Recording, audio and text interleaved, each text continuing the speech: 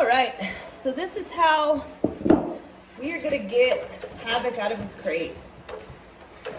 Right, so quite the process, this guy. Depends on his mood.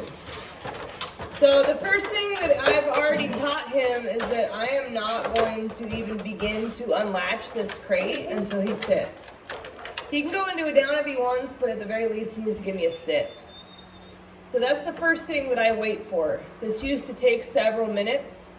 Now it only takes, depending on his mood, 30 seconds. So now I'm gonna go and I'm gonna reach to grab the latch and see what he does. So right now when I grab the latch, he maintains himself. Now he's even giving me more, right? So because he was capable of relaxing more and not moving forward towards the latch, I'm going to unclip it. Right? That's not what I wanted.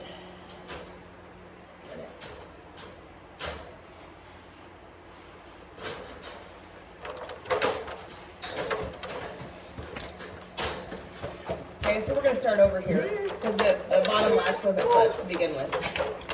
But that was a really good example. He licked the crate door, which that's an indication of bossiness. He's like, open the latch, open the damn latch. So because he licked my hand, which is really inappropriate, I am going to close the latch back up. So anytime I basically don't want the behavior, I'm going to stop moving forward and I'm actually going to backtrack just a bit to challenge his brain to retry that in a much more composed fashion. So he's laying down. I'm going to reach for that top latch and unlatch it. And then I'm going to pause.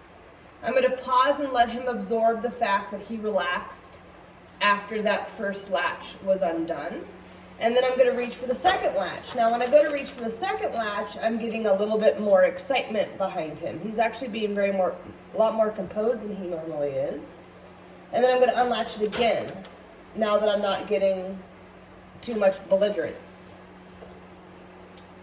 Every time you do anything, you're going to pause. So you got to make sure you're pausing. To that second latch and latch that second latch back up. He's losing control of himself again. So I'm going to relatch that bottom latch and I'm going to make him try and work a little bit harder to get that second latch undone.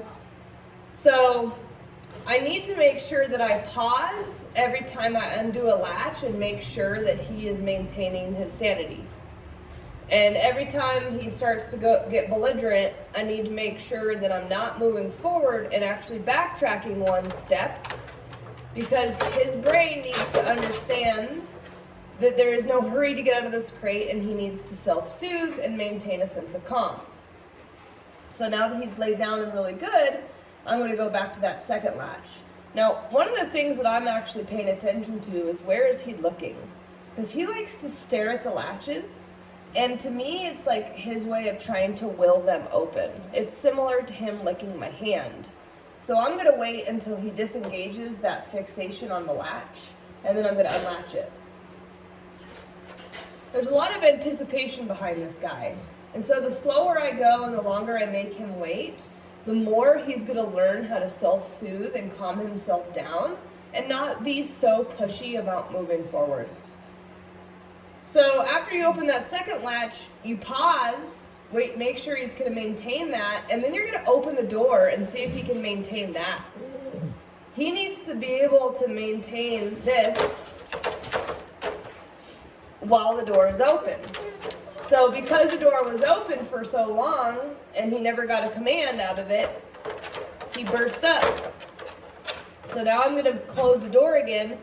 I'm not latching it necessarily, but I'm going to at least close it on him again and wait for him to come up with a better solution, which is calm down. And I'm going to open the crate door again. And he's got to maintain that composure, and it can be as long as I want this door open. He needs to wait for permission to come out of his crate. So I'm going to leave this door open and make sure that I really have a dog that's calm, and then I'm going to invite him out. Now, when he comes out of his crate right now, he has to have a leash on. He is way too belligerent without a leash. So we can actually kind of ruin this whole self-soothing process that I'm putting him through by allowing him to come out of his crate and run around the garage like a bat out of hell. So it's very important that we maintain control of him, and we maintain this kind of setting the tone for a specific state of mind. Now, sometimes that's a way, that pressure release tactic that I just used with the door is a way to back him off the door. So we're going to wait again. This is because I'm not inviting him out and he's pissed. I'm making him wait a little longer than I normally would for video purposes.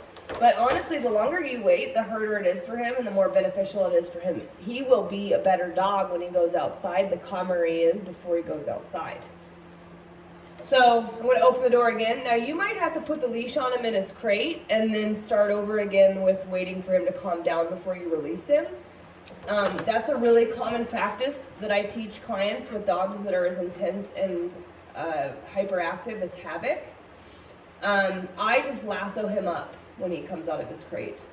So I'm going to show you what I do, but I just wanted to kind of throw that in there. You may need to leash him in his crate and then pull him out when you're ready.